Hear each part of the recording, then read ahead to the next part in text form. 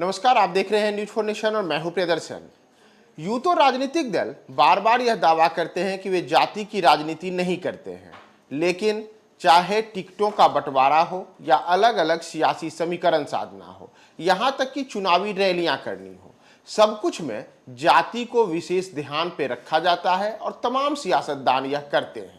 लेकिन अब यही जाति की राजनीति इस बार के लोकसभा चुनाव में एक और बिहार में राष्ट्रीय जनता दल तो दूसरी ओर भारतीय जनता पार्टी के लिए एक तरीके से बड़ी मुसीबत बन गई है। और मुसीबत इस मायने में राजपूतों पर एक राजद नेता के द्वारा की गई टिप्पणी राजद के लिए मुसीबत की घड़ी बन गई है, तो दूसरी ओर राजपूतों की बेटियों पर की गई भाजपा नेता की टिप्पणी भाजपा को राष्ट्रीय स्तर पर बड़ी परेशानी में डाले हुए है। दरअसल हम आपको बता रहे हैं कि ये क्यों स्थिति में फंसी है और इसमें बिहार में तो एक दो नहीं बल्कि 7 लोकसभा की ऐसी सीटें हैं जहां अब राजपूत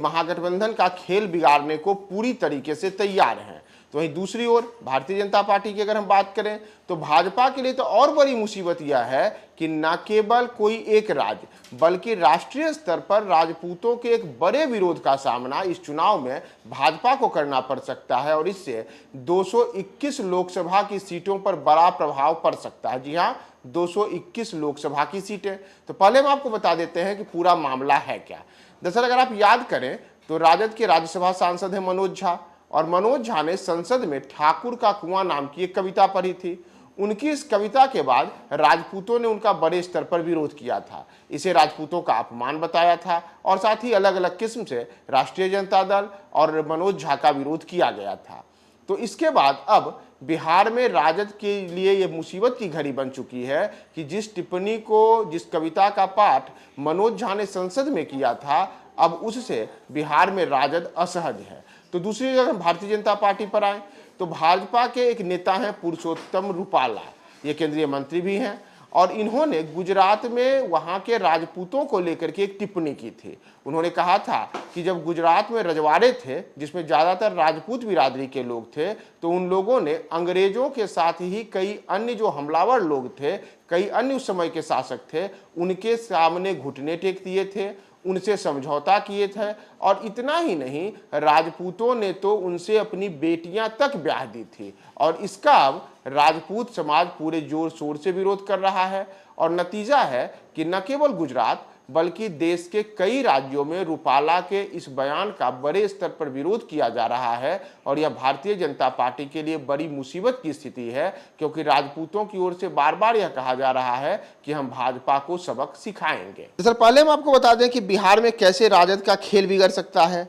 तो दरअसल राजपूतों पर नेताओं की जो अलग अलग टिप्पणियां हैं, इसमें जो बिहार में टिप्पणी की गई थी, यानी कि राजद के मनोज झा ने जो ठाकुर का कुआं कविता पढ़ी थी, उसके बाद अब अगर आप बिहार में मौजूदा समय में जो लोकसभा के चुनाव हो रहे हैं उसमें भाजपा ने किन किन राजपूतों को टिकट दिया है, पहले उस पर नजर डाल दीजिए। इसमें सारण से राजीव प्रताप रूडी उम्मीदवार हैं, तो आरा से RK सिंह हैं, महाराजगंज से जनार्दन प्रसाद सिग्रीवाल हैं, तो औरंगाबाद से सुशील कुमार हैं, मोतिहारी से राधा मोहन सिंह उम्मीदवार हैं। इसी तरीके से NDA कोटे में ही शिवहर से जदयू की लवली आनंद उम्मीदवार हैं, तो वैशाली से लोजपा रामविलास ने बीना देवी को उम्मीदवार बनाया है और ये तमाम लोग राजपूत बिरादरी से आते हैं। इतना ही नहीं, बक्सर संसदीय क्षेत्र से राजद ने सुधाकर सिंह को उम्मीदवार बनाया है और ये भी राजपूत बिरादरी से आते हैं। तो ऐसे में मनोज झा ने जो कविता पाठ ठाकुर का कुआं को लेकर के राजपूतों को अनावश्यक तरीके से कहें कि उनको निशाने पे ले लिया था, तो अब राजपूत इस चुनाव में संभव है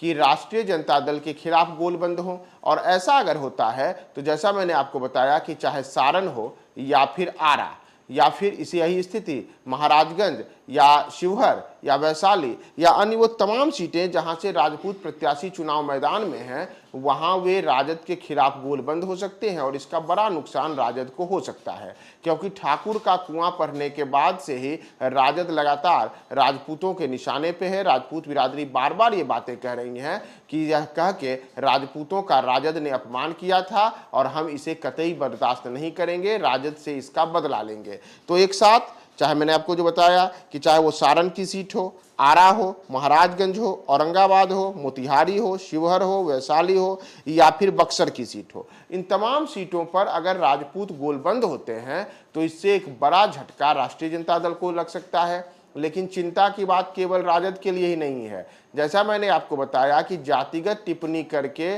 भारतीय जनता पार्टी भी फंसी हुई है, और जब भाजपा के सांसद रूपाला ने राजपूतों को लेकर के यहां तक कह दिया कि राजपूत राजा तो अपनी बेटियों की शादी उन हमलावरों से कर देते थे जो हमलावर भारत पर आए थे और हमला किए थे, तो उनकी इस टिप्पणी के बाद अब टेंशन में भाजपा भी है। और स्थिति यह है कि राजकोट से लोकसभा उम्मीदवार भारतीय जनता पार्टी के जो पुरुषोत्तम रूपाला हैं, उनके खिलाफ रविवार को ही राजकोट में एक बड़ा विरोध प्रदर्शन वहां के राजपूत बिरादरी के द्वारा किया गया, और गुजरात की सभी 26 लोकसभा सीटों पर भाजपा को सबक सिखाने का कई नेताओं ने वहां पे दावा किया। तो ऐसे में जो विरोधी अन्य दल हैं वह भी चुप नहीं बैठ रहे हैं, और अखिलेश यादव जो उत्तर प्रदेश के पूर्व मुख्यमंत्री हैं और समाजवादी पार्टी के नेता हैं, उन्होंने भी इस मुद्दे को भुनाया है। और राजपूतों के इस आक्रोश को लेकर के अखिलेश यादव ने सोशल मीडिया पर लिखा है कि भाजपा के विरोध में राजपूत समाज की नाराजगी का ये महाजन सैलाब बता रहा है कि चाहे गुजरात हो, राजस्थान हो,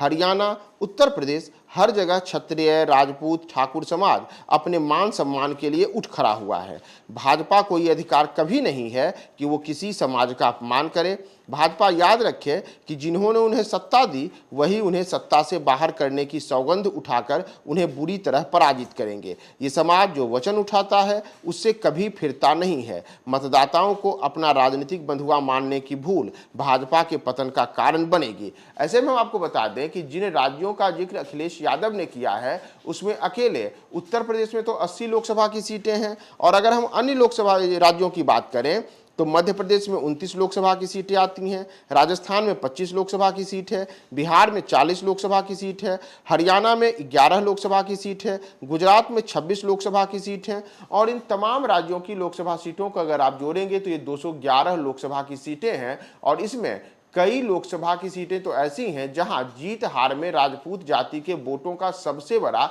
महत्व होता है। तो यही भारतीय जनता पार्टी के लिए बड़ी चिंता का विषय बना हुआ है कि जिस प्रकार से राजकोट में राजपूतों ने अपनी एकजुटता दिखाते हुए गुजरात में 26 लोकसभा सीटों पर भारतीय जनता पार्टी को सबक सिखाने का दावा करते हुए राष्ट्रीय स्तर पर राजपूतों के स्वाभिमान को लेकर के आंदोलन खड़ा करने की बात कही है, उससे बीजेपी के लिए संभव है कि आने वाले समय में ये बड़े टेंशन की बात हो सकती है। इतना ही नहीं, अगर आप याद करें तो जो पिछला जो लोक विधानसभा का चुनाव हुआ था और मध्य प्रदेश और राजस्थान में भारतीय जनता पार्टी को बहुमत मिला, तो उसके बाद भी वहां राजपूत बिरादरी से मुख्यमंत्री बनाने की मांग चल रही थी, लेकिन वहां पर दोनों राज्यों में किसी भी राज्य में राजपूत बिरादरी से मुख्यमंत्री नहीं बनाया गया। इसके बाद से एक चर्चा यह भी है कि इन राज्यों में भी अब राजपूत बिरादरी इसे लेकर के काफी नाराज है, और संभव है इस नाराजगी का असर भी उन राज्यों में पड़ सकता है। तो ऐसे में जैसा मैंने आपको बताया कि यहाँ बिहार में राष्ट्रीय जनता दल को अब ठाकुर का कुआं कहना राजपूतों के गुस्से का सामना करने के लिए एक मौका मिल सकता है, तो दूसरी ओर राष्ट्रीय स्तर पर भारतीय जनता पार्टी के लिए मुसीबत यह है कि उन्हें भी क्षत्रिय समाज सबक सिखा सकती है, क्योंकि जिस प्रकार की टिप्पणी राजपूतों को लेकर के, राजपूत रजवाड़ों को लेकर, उन रजवाड़ों की बेटी बहुओं को लेकर के किया गया है, उसका एक बड़ा विरोध प्रदर्शन राजकोट में देखने को मिला है, और तमाम सियासी दल इसे भुनाने में लगे हैं। जैसा अखिलेश यादव ने ट्वीट करके और उन्होंने इस मामले को भुनाया, तो वैसे ही कई अन्य दल जो हैं वह भी इस मामले पर अलग अलग तरीके से भाजपा पर हमलावर बने हुए हैं।